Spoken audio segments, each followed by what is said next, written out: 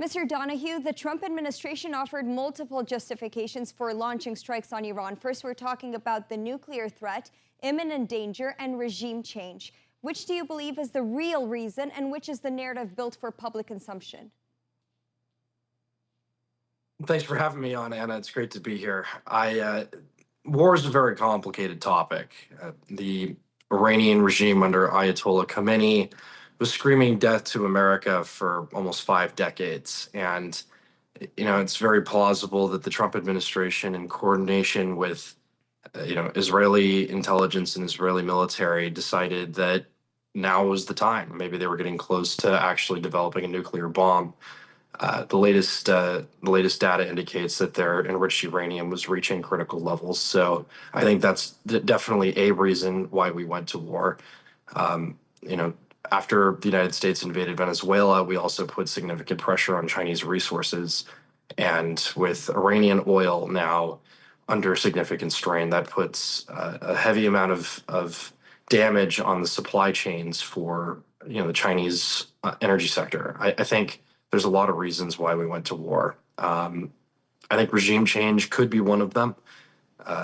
Definitely the war hawks here in America have been screaming for boots on the ground and regime change for the last 2 weeks. I was recently at CPAC, and they talked a lot about the threat of Islam in the United States and the need for both regime change and boots on the ground. So I know the neocons and the war hawks are pushing for that. Some more of the dovish Americans that don't want war are asking why we're still there. I think a majority of Americans supported the initial strikes and removing their capability to build a nuclear weapon. But beyond that, I think there's definitely a lot of criticisms of the administration at this point on why we're still there. Obviously, civilians are not granted a lot of the intel that's on the ground, so it's hard for us to make some of those determinations, and we're going to have to trust that President Trump, of course, always has the best interest of the American people at heart, and we'll see where this goes from here. True, but as you know, just one day before the strikes began, Oman's foreign minister announced a major diplomatic breakthrough. And we're talking about the fact that Iran had agreed to stop stockpiling the whole enriched uranium and allowed the full IAEA verification. So I want to ask you, how does the Trump camp explain this whole topic and military action throughout? I think it's very clear that the Iranian regime has rained terror on the American people and on the Israeli people and many other territories for a long time. They were the largest state sponsor of terror. And so, when terrorists tell you that they're going to denuclearize, it's really not that hard of a jump to make that they're probably lying to you. They've said they were going to denuclearize many times in the past. They said they weren't going to enrich their uranium beyond what was necessary for fission reactors, and they lied. Obviously, American intelligence and Israeli intelligence had something that signaled to them that the Iranians were lying, and they decided to make some strikes to prevent them from being able to do so. The original strikes were incredibly successful. We used bunker buster bombs to destroy a lot of those facilities, and as you know, we eliminated Ayatollah Khamenei and most of his support staff within a matter of hours. Like I said, those strikes I think were very popular with the American people. It's this further ground invasion that I think most Americans are concerned about beyond just securing the Strait of Hormuz and those supply chains for oil going forward. And as you know, President Trump launched this operation without congressional authorization. Are Republicans on Capitol Hill united behind this decision, or are there cracks forming beneath the surface? It seems that Republicans are very united behind the president at this point. The president is allowed to use limited strikes for matters of national security. So I think the original strikes in Venezuela and the abduction of Maduro was originally a police enforcement operation. That's what we said it was, and that's what we did. Maduro was wanted and was coordinating with our enemies, and we quickly went in there and took him out. The exact same thing with Iran. Those original strikes were meant to disarm Iran's nuclear capabilities. That's a national security issue for the United States. So those initial strikes didn't require congressional approval. The question going forward is, will the boots on the ground require congressional approval? And the answer is yes, obviously. And Congress seems to be willing to allow the president to do that. Um, After the first week of the war, Congress had met to decide whether they were going to allow the president to continue the war or not. And they decided, it seems, not to take a vote on it. That's an implicit approval of the war. So as long as the military continues to have the funding and we don't need additional funding, this war will continue until Congress tells us to stop. Let's talk about the objectives of this war because Secretary Rubio has stated that the U.S. war objectives will be achieved in weeks and not months. What does success actually look like for the administration? Are we talking about nuclear disarmament, regime change, or something else entirely? Fortunately, I don't speak on behalf of the administration. As a private citizen, I would say we've largely already accomplished our objectives. You know, Khamenei and his mullahs were incredibly evil people, and they were sponsors of state terror. We took them out; they're gone. Actually, think we took out a second Ayatollah, and God knows where the third Ayatollah Khamenei's son is, if he's alive or if he's injured. We're not entirely sure. Their entire support structure has been completely eradicated.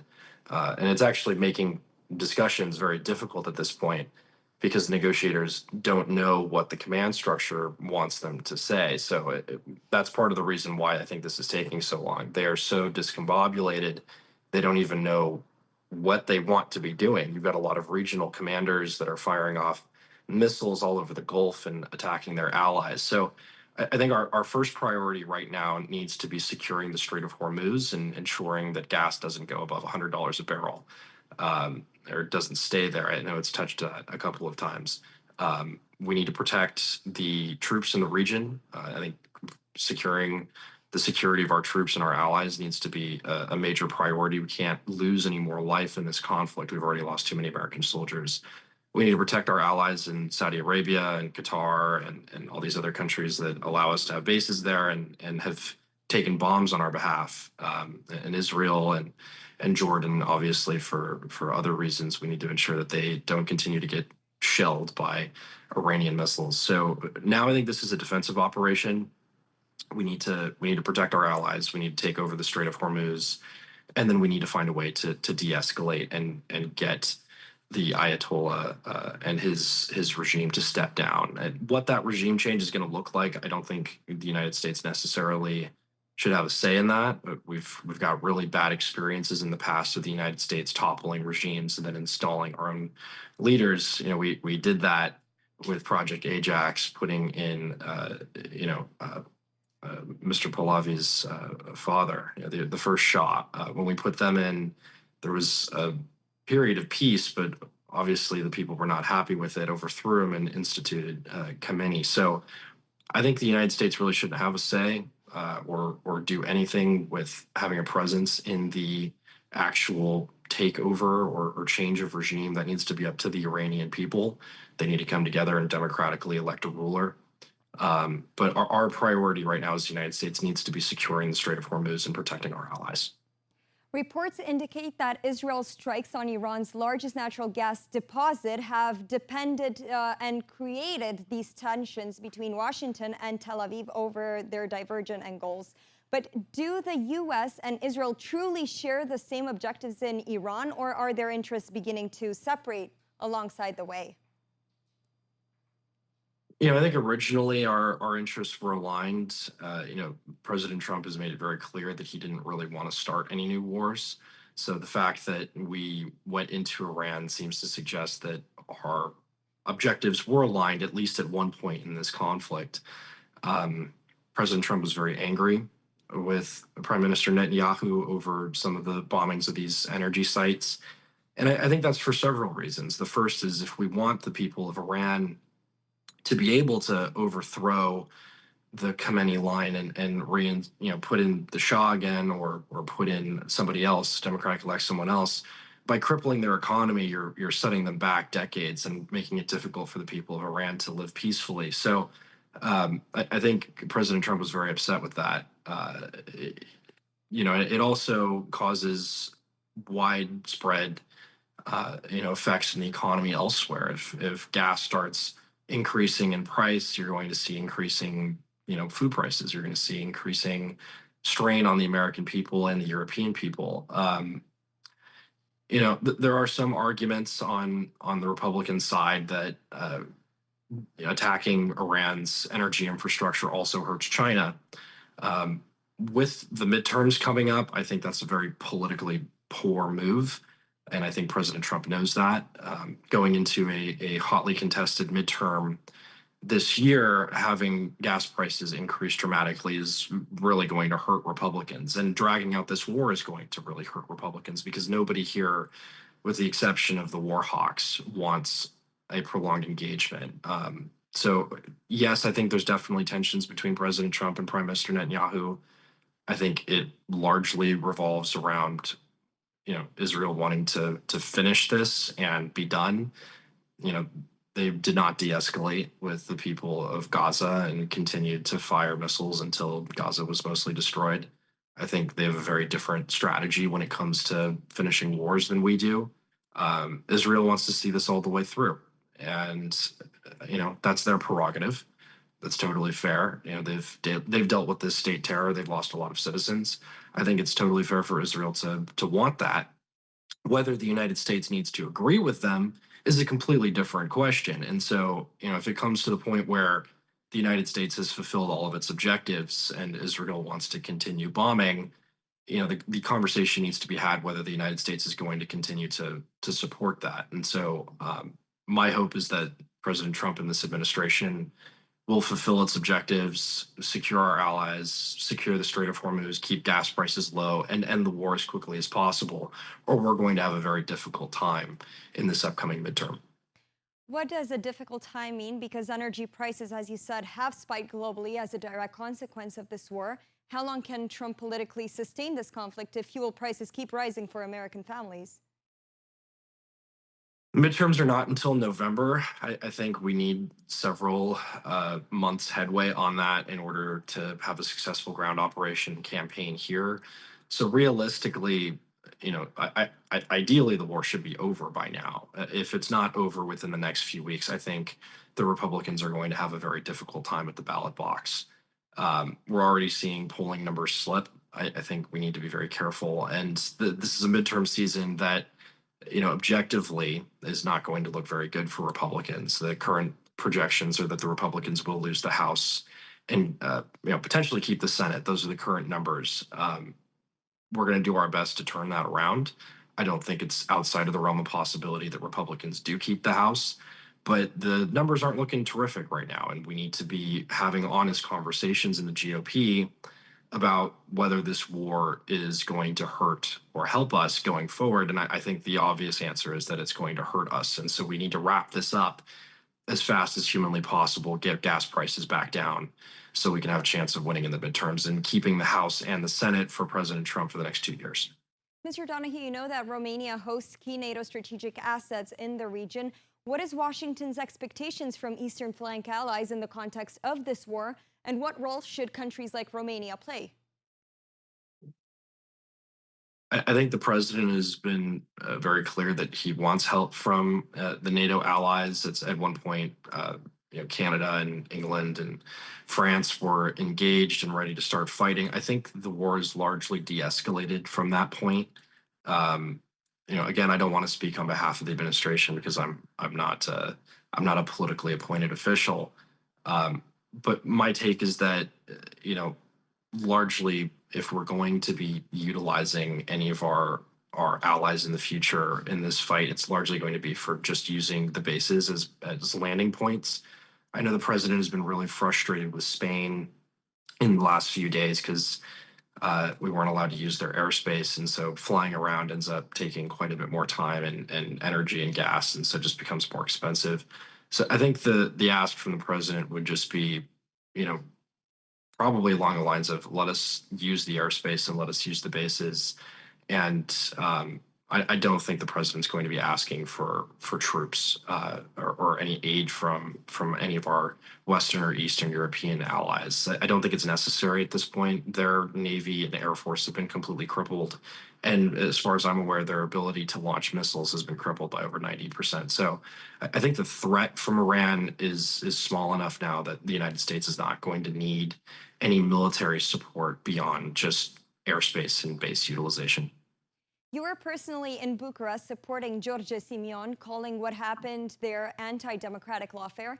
The annulment of Romania's presidential election sent shockwaves across the Western world, not only Europe. Do you believe it set a dangerous precedent for democracies? And here we're talking about the West that maybe has responded strongly enough or hasn't. I think what happened in Romania last year was completely unacceptable, and JD Vance spoke out against that as well. A lot of our American allies here were totally dismayed to hear that Georgescu was pulled off the ballot. I supported my friend George Simeon very heavily and flew out to Romania on more than one occasion to help with strategy and whatnot. I think George is a great leader, and the Romanian people objectively made a mistake in not electing him last year. But that's my opinion. I think that the threat to democracy is real. Whenever you've got interference from foreign powers, and I'm not going to say who it is because I don't have it confirmed, but it seems like there were some Western European influences in the election that were not great. There was definitely some manipulation on the ground. That's very concerning for a first world NATO ally, and I think the United States definitely took notice of that. As far as I'm aware, your next elections are in 2028, right, with the parliamentary elections. I think the entire world would love to see Romania have a free and fair election there, and AUR is polling very, very high, which is great for your country. And I look forward to seeing how that kind of unfolds. Um, I love the people of Romania. I'm Orthodox myself. My mother came from Greece, and so I love my Romanian and my Serbian brothers. And I'd love to see your country flourish. And so, um, yeah, the threat to democracy is real. I think going forward, more transparency will definitely be required, and I think the people want that based on all available polling. Hope that answers your question. And furthermore, Romania consistently ranks poorly in international press freedom indices. Journalists face political pressure, funding is weaponized, and editorial lines are influenced from the outside. As someone who comes from a country where the First Amendment is almost sacred, what is your message to Romanian authorities? The First Amendment here is not only sacred, it was so important to the founders that they created a Second Amendment to ensure that the people could protect the first one. I think freedom of speech and freedom of press is of ultimate concern for any free country. If you want to rely on democratic values in order to maintain peace and provide investment into the human capital of your people need to be able to criticize their government, and they need to be able to speak out against corruption and tyranny. No productive first world country allows these kinds of things to influence its elections. And the United States and has had its fair share of problems recently. We've had a lot of criticisms of the mail-in ballots in the voting systems. Um, and we are trying to implement the SAVE Act right now to make sure that you have to have a voter ID to be able to vote. But even Democrats are fighting us on that.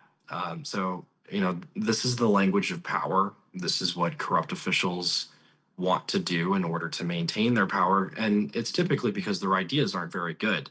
If the Democrats' ideas were super popular with people, they wouldn't be voting against voter ID laws. They wouldn't be bringing in illegal immigrants. They wouldn't be fighting, to have their voting systems owned by their billionaires. And it's very obvious what they're doing. And I think the exact same thing applies to Romania. And it applied to Venezuela.